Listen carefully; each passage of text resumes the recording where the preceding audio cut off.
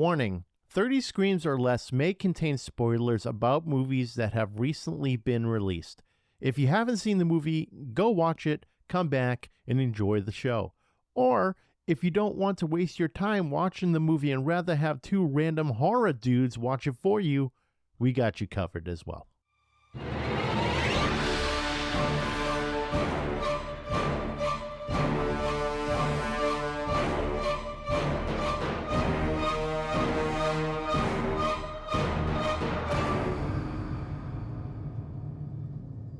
Welcome, everyone, to 30 Screams or Less, a horror movie podcast where we review horror movies in 30 minutes or less. Today's movie we're going to be reviewing is called Circus of the Dead. It's directed by Billy Bloody Bill Pon. That's a fun name to say. There's a lot of bounce to that, Corey. Yeah, I love it. I want a cool nickname like that. I know, shit. Written by Ankrum and Billy Bloody Bill Pon.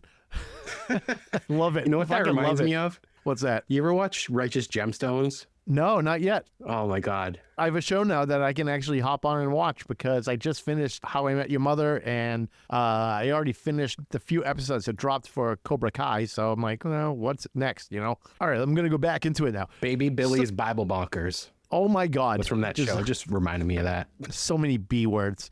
Starring Bill Oberst Jr. as Popcorn, Ryan Clapp as Noodle Dome the Clown, Rusty Edwards as Mr. Blister the Clown, Mike Williams as Jumbo the Clown, and Parrish Randall as Donald Johnson. Plot of this movie is a sadistic group of clowns kidnap an unsuspecting man and his daughters, forcing him to play a deadly game in order to save his family. But before we get into it, Corey, last night I was looking in the mirror and you know what? My beard was looking gnarly. And I said to myself, I can't look like this. I got to do something. So I decided to break out Beard Octane's beard wash and conditioner along with their beard oil. And dude, my beard looked amazing. I'm glad you turned me on to Beard Octane. Yeah, of course. Like I said, I've been using their products for years and I can vouch for them. And whether you're pounding IPAs or chopping wood, you got to look your best. Visit beardoctane.com and use the code 30screams10 at checkout for a 10% discount. It helps us. And like I said, the products are absolutely incredible. They're local too. They're based out of Connecticut. So help them out, support small businesses. We're not just slinging beard grooming supplies. We've been using them for a while. Yeah, we have. 30 Screams or Less starts now. Corey, what did you think of Circus of the Dead? This was so unhinged and uncomfortable, and that is an amazing thing. This one definitely gave me that feeling that I love in horror movies, which I've said several times throughout this podcast. It came out in 2014, so it took us a while to watch it, but I've been hearing a lot about the sequel, which is set to begin filming soon, so I figured we'd get caught up, and I was not disappointed. That's a good point. Might as well get caught up, get ready, because they're doing the whole crowdfunding thing at the moment. So maybe it will get put out soon enough, and then we can review that one. And we can bring some more exposure to Circus of the Dead Part 2. So this is our way of giving back and, talking to our dozens of fans who... I like how you laughed like that was a true fact. It is. No, it's not. I think we have more. than that. So this is our way of doing our little part and bringing some exposure to Circus of the Dead, because this movie was completely unhinged. Like you said, it's bonkers all the way through. Some of the stuff in this movie, you just watch it and go, what the fuck? There are scenes that reminded me of my favorite movie, and I'm using so much sarcasm on that right there. Headless. Fucking Headless. Yeah, so fucking headless, literally. Fucking Headless, literally. We'll get to that, but I knew for a fact that you were clenching your cheeks when those scenes happened. A little bit. Yeah, there were some scenes where I was like, oh man, that's fucking rough. Definitely the head fucking scene, that's for sure, because those are always something else. But this movie is for basically sadists, basically for Corey. So it's crazy. It's just pure chaos. Overall, there's not a ginormous story to it. Like, there's not like a real big, oh shit type thing to this story. It's really just a bunch of clowns that go town to town. They kidnap people. They use them for their shtick or whatever, and they cause all sorts of fucking shit. They cause a ruckus, and they're being ridiculous.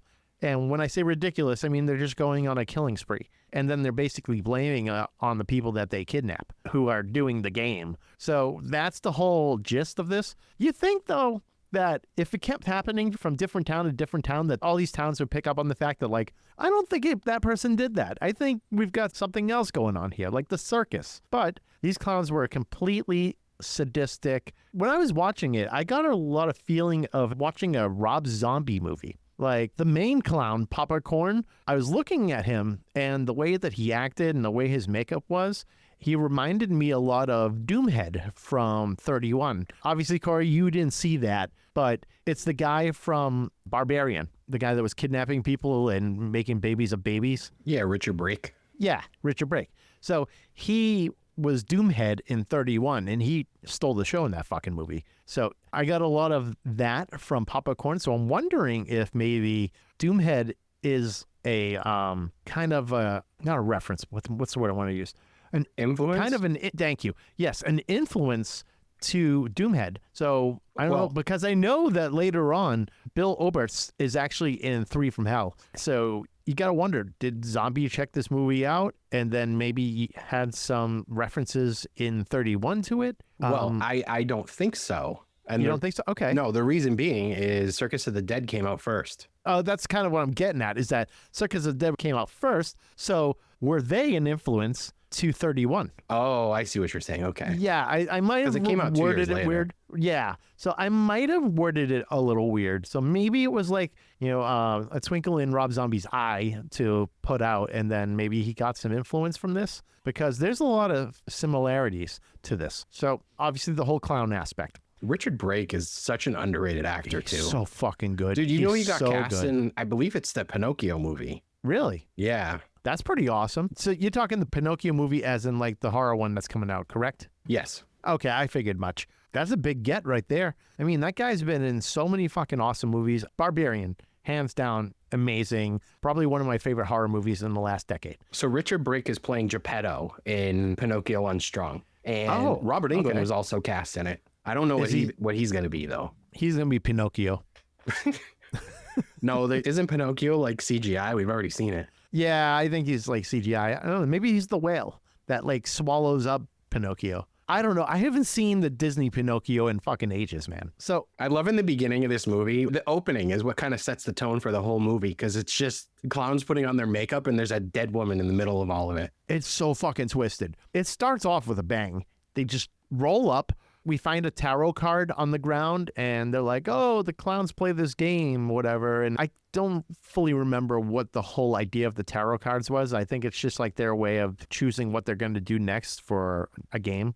Maybe, yeah. But yeah, so they're in their trailer, which by the way, looks fucking ginormous. It looks like they're in like a literal fucking house. It's so big. I don't know how that's considered a trailer, but anyways, start off with a bang. The clowns are in the fucking trailer. They're getting ready, all this stuff. Popcorn is putting his makeup on. They take a person that's in a closet, still very much alive. They take him and they strap him down and they start cutting off his hand with a sawzall. So this part made me laugh because they made a comment about his watch. Yeah. They were like, nice watch. And then they just cut his hand off so they could have his watch. But at least they cauterized it. That was nice of them. I know that is nice of them because they're like, you know, he's going to bleed out. So we might as well do something about this. And the way that they cauterized him was like ridiculous, man, because it was a blowtorch. It's not like it's not like they put him on like some sort of hot surface and just mashed his hand down or whatever. No, they straight out just like took a blowtorch to his fucking stump and just went to town. And hey, it did the trick. But here's the funny thing. They sewed it back. And for like part of the show, I guess. Yeah, they just sewed it back on. I laughed when no one in the audience realized that guy was covered in blood and his hand was literally duct taped to his body. I was wondering that the whole time. You would think the audience would be like, well, that seems a little sus. Yeah. Something's up here. That's some interesting entertainment there because the clowns come out. They have a guy that's chained up. He's got blood on him. You would think they'd go, why does he got blood all over him? And they're just beating him with a baseball bat. His freaking hand is flopping around. And then they just bring him back. It's an interesting clown show. Yeah, I was having a hard time figuring out if this audience knows what they're there to watch, or if they're just unsuspecting completely, kind utterly of, Yeah, completely, utterly oblivious to what's happening. It's like you and I just randomly decided to go to a circus and, these clowns came out and just started beating the fuck out of this guy. Yeah, exactly. Like, And we're what just are we in for? That's fun. What did we come to? I'd be like, all right, well, let's just try to not be part of the act. And Donald somehow ends up becoming part of the act because the clown looked over and saw his smoking hot wife. And he's like, oh, okay, well, I'm going to call this seat number and say that he's won a prize. And he gives him a prize. And he comes back and he's like, oh, I need the address because for tax purposes. Little do we know that the clowns show up at the house. Donald's not there.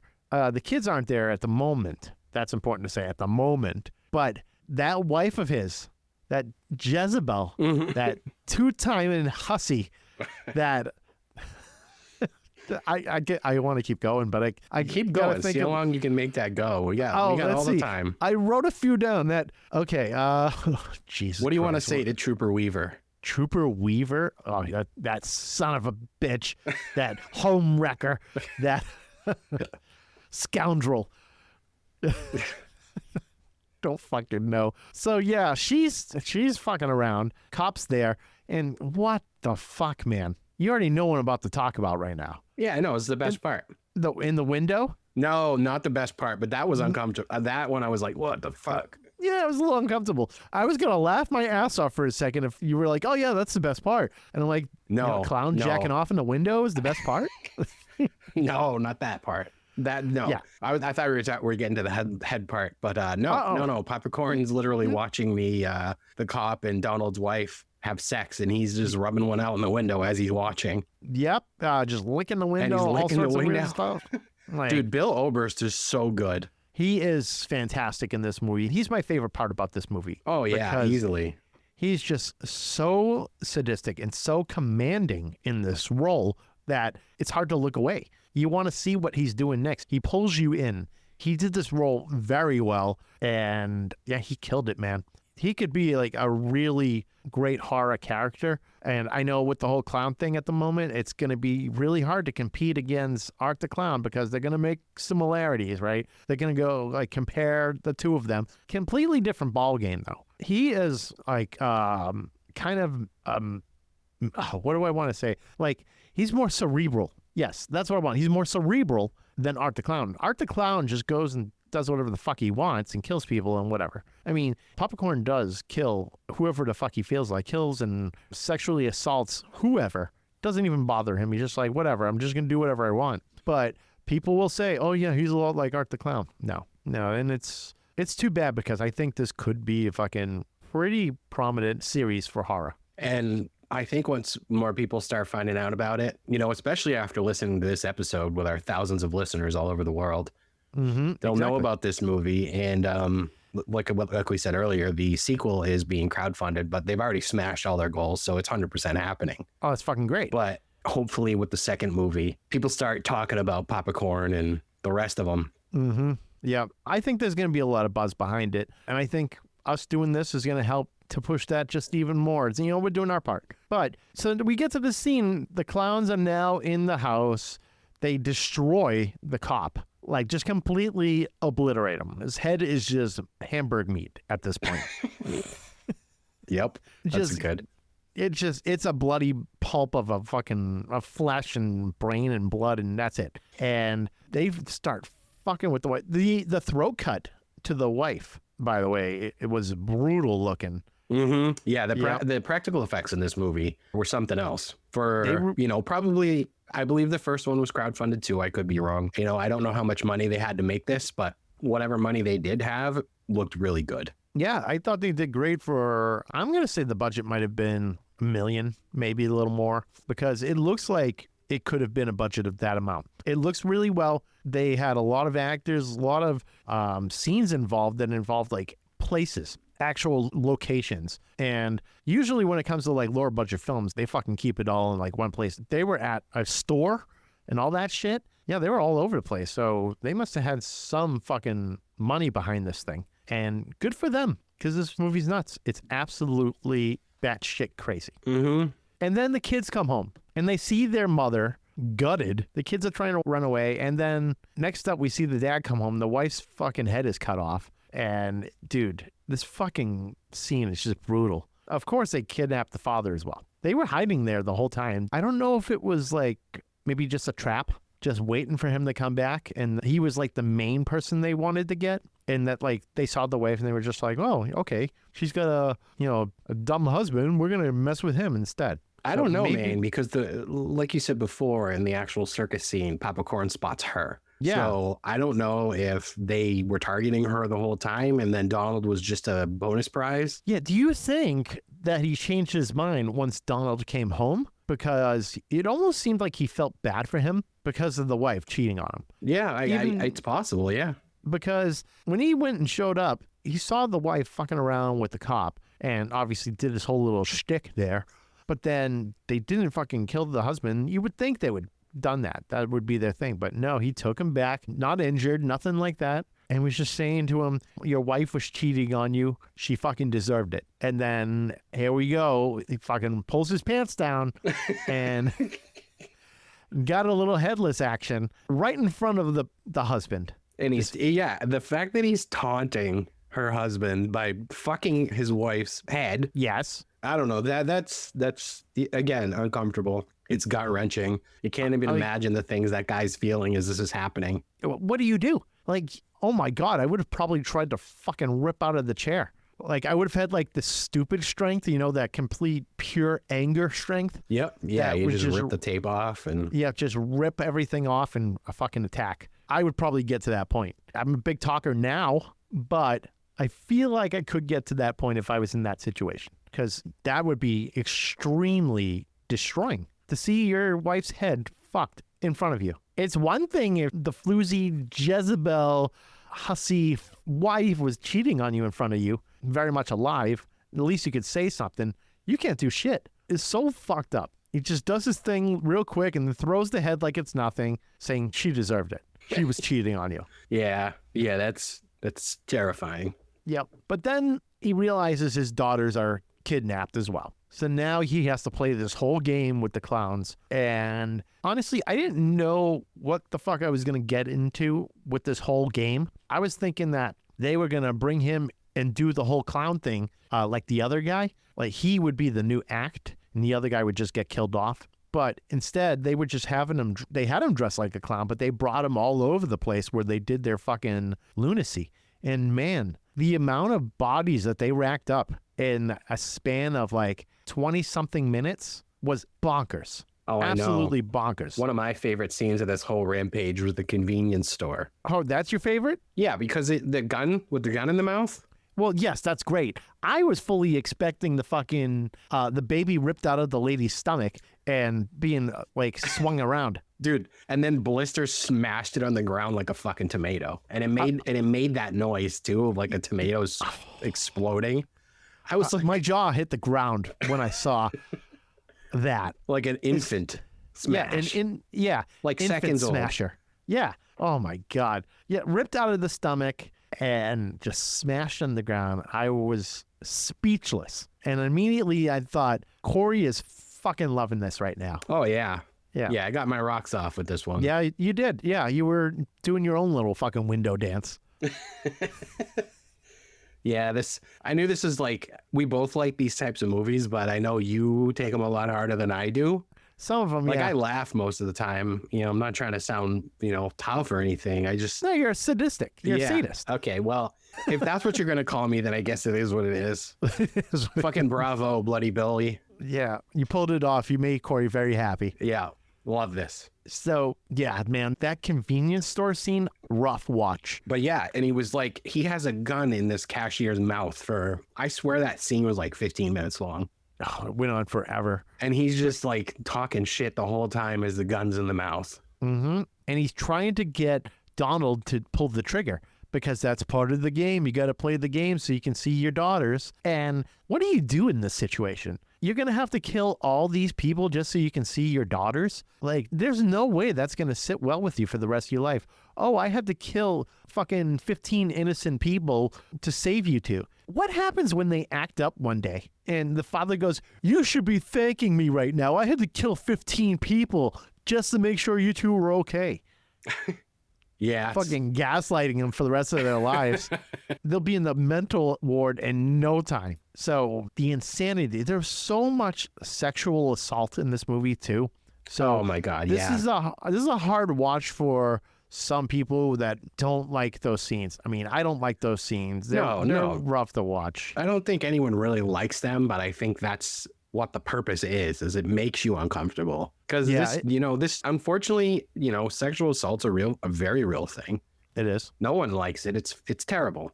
It is. But when you see it in a movie, and that was Popcorn's thing the whole time, like he specifically says it in this movie. Yeah. He says, I assault people, I assault women, and then I kill them. Yeah, because it's hard to fucking live through that after it's happened. A lot of girls, they struggle for their entire life because of it. And one could say he's fucking saving them from that fucking misery. Either way, the whole situation's bad. He's awful. He's like an awful human being for doing this shit. And he does it multiple times. Yeah. It's not, and one of them, I'm like, oh man, this is rough. Because that could be considered a teenager, the last one he did. Mm-hmm. I'm like, ugh. Not only are we talking sexual assault, now we're talking about being a diddler, if you think about it. So yeah, now we're talking this guy basically being a diddler. So, oh God, wrong place, wrong time for these kids. Because let me tell you, like, they get pulled over by the cops. The clowns are in the car. They're doing their thing, hanging out. They're like, oh, we're just blowing off some steam. Clearly, because they're fucking killing everyone. And yeah, the fucking... Go ahead. No, I was going to say, I think this character, Popcorn, is so over the top terrifying. I'm going to make the comparison with Art the Clown, right? Go ahead, yeah. Art the Clown doesn't speak. Nope. Everything he does is obviously scary, and he portrays all of his enjoyment out of everything he's doing by just his facial expressions. Yeah. Popcorn speaks. He taunts people as he's doing what he's doing. And I think that kind of adds to the effect of this all being so very fucked up what he's doing, because he's audibly taunting people as he's doing it. Mm-hmm. Like the whole gun scene in the convenience store. He's got a literal barrel of a gun in this woman's mouth, and he's talking shit the whole time, and she's just terrified. Can you blame her? You can't blame her, but I think the fact that he speaks is just, it sends that over the top. You know what I'm saying? That's the haunting thing, is him speaking the whole time. And he doesn't do the whole clown, like, funny ha-ha thing. He's just very monotone, very matter of fact when he's talking to these people. He is pure intent on what he's doing at that time with zero disregard. Yeah, and like there's later on in the film, we're pretty much at the end at this point, because we're not going to spoil it all. But when he makes that comment to that woman and he says it gets what it wants, and he's talking about his dick. Yep. He pulls his pants down and his dick head is painted like a clown.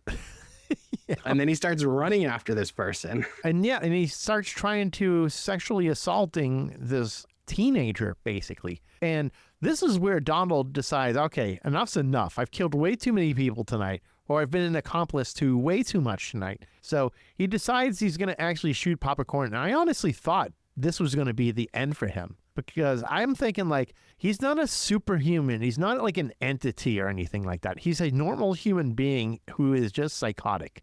So I was thinking that Donald got the one up on him and actually shot and killed him. Didn't happen. As per any killer, gets back up, starts with his monologue about how you did it. He's very happy that he actually shot him. Yeah, because he's been egging him on the whole movie. Yeah, he's been egging him on the whole entire movie. And at some point, he was just trying to get this guy to break, and he broke him. And like, him getting shot is breaking him. And of course, the young teenager still gets fucking chainsawed anyways. Like, just down the middle.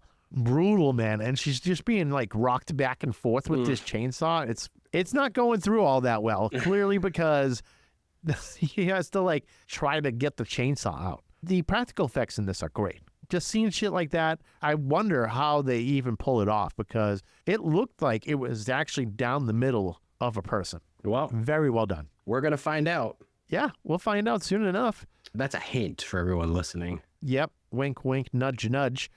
You will find out as well. Yeah, exactly. So obviously my only gripes with this movie are really just like sexual assault stuff.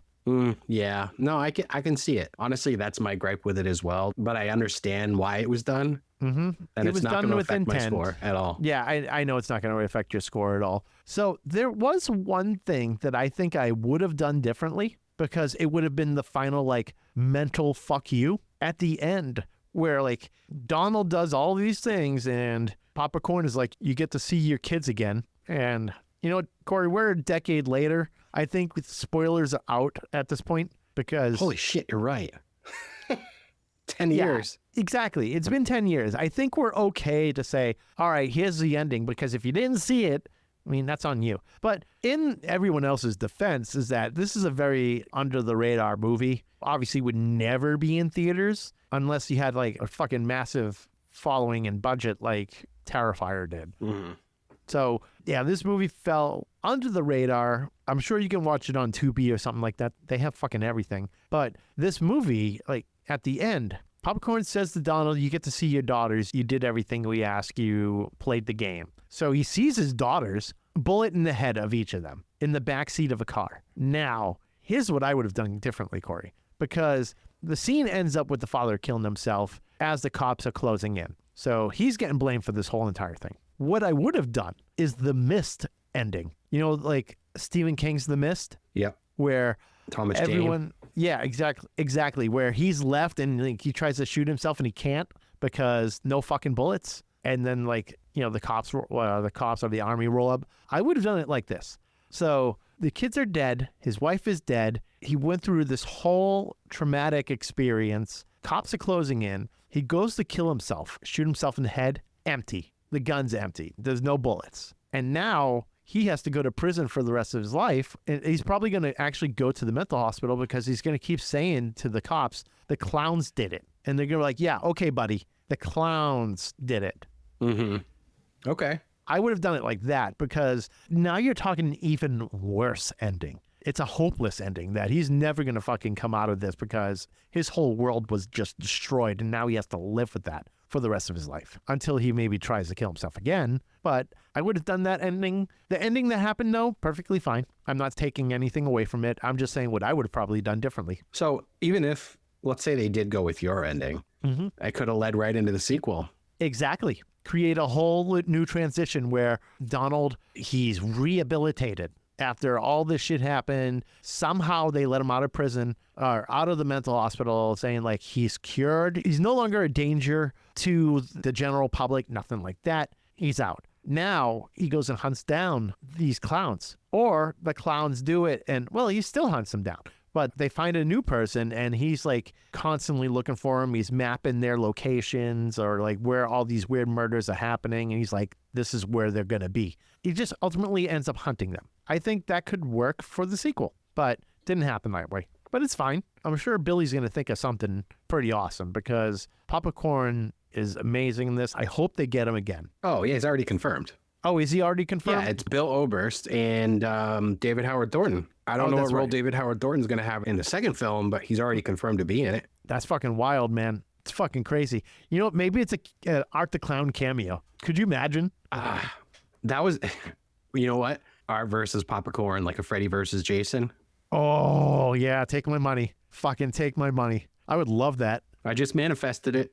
There we go. It's going to happen now. Hey, you never know crossover? Shit. That would be really cool. That would actually be really big for Circus of the Dead because obviously we know how big Terrifier is. Terrifier is huge. It's a massive series at this point. So if Circus of the Dead can hop on that, that'll bring them probably close to that level and bring a lot of eyes to it. But also, David Howard Thornton being announced for the sequel, that's definitely going to bring in some viewers as well. That's a damn near guarantee. I mean, shit, we all watched The Mean One. Yeah, we did.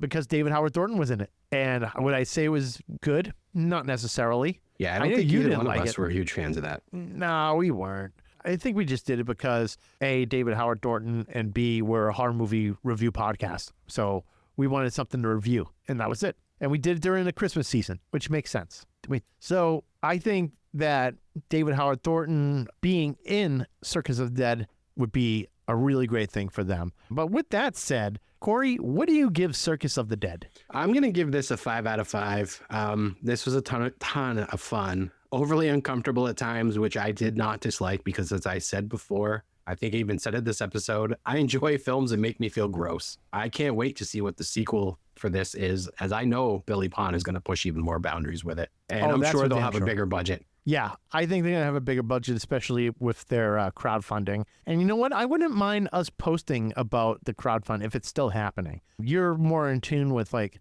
that whole thing. So if it is, we'll fucking post it on our socials, bring awareness and be like, hey, people, donate to this fucking sequel because the first movie is nuts. It's crazy. So I'm going to give it a 4 out of 5. I wouldn't say this movie was well written because I think the main focus is clowns causing mass chaos, and they do their acts based on these tarot looking cards that are drawn. I thought Bill Oberst Jr. as Popcorn was great, truly menacing, and there was an intensity to him that made his performance believable. Would I say this role is a stepping stone to bigger movies and leading him to more dramatic roles? Probably not, but it looks like he caught Rob Zombie's eye by being in 3 from Hell, like I was mentioning before. By the way, 3 from Hell is one of the few movies I turned off because of how much I wasn't liking it. And that's big, because I think the only other movie I know that I've actually turned off fucking midway, or even like a quarter of the way in, was Six String Samurai. I hated it. I don't even know what that is. Don't fucking worry about it. So it's a weird movie. I shut it off. Shit, I've watched Fried Green Tomatoes in full over this, or over fucking 3 from Hell. So that's bad. But Circus is Dead obviously came out way before Rob Zombie's 31, but one's got to draw comparisons to that of Doomhead, which may have been a direct result of Popcorn due to the similarities. I'm wondering if Billy Bloody Bill Pon may have been influenced by Rob Zombie, and then Rob Zombie then took influence from the Popcorn character to make Doomhead. Doomhead, by the way, who's played by Richard Brake, who is also in Barbarian, which we were talking about earlier. He's amazing, and I love that fucking movie. If you're looking for a movie with all-out violence, then Circus of the Dead is definitely for you, but be warned, it's very violent and there's a slew of instances of sexual assault. All right, everyone, be sure to like, follow, and subscribe on Facebook, X, Instagram, TikTok, Threads, and YouTube. Leave us a 5-star review on all podcast platforms so we can get some more exposure. Of course, tell your friends. Both our intro and outro music are courtesy of Andrew Scott Bell. Be sure to check out Andrew on all major streaming platforms. And if you see Winnie the Pooh, Blood and Honey on vinyl in the wild, be sure to pick it up. We're also part of the Shining Wizards Network. Be sure to visit shiningwizardsnetwork.com. They're an awesome podcast network ranging from wrestling to heavy metal, horror, all that good stuff. So check that out. Visit 30screamsorless.com for all previous episodes and transcripts to go with those episodes. Also, check out beardoctane.com for their whole line of grooming supplies. And be sure to use the code 30screams10 at checkout for 10% off your order. And if there's anything you want us to review, send an email to 30screamsorless@gmail.com or hit us up on social media. Use hashtag 30screamsorless. And also, we have some awesome merch for sale on our website, so definitely check that out. If you go to our website, at the very top, there's a shop link. Click that link, and you'll see all sorts of shirts, hats, mugs, things like that. If you buy it, it helps going towards our hosting costs. I'm Steve. I'm Corey. And thanks for listening to 30 Screams or Less. And don't forget to drink your beans.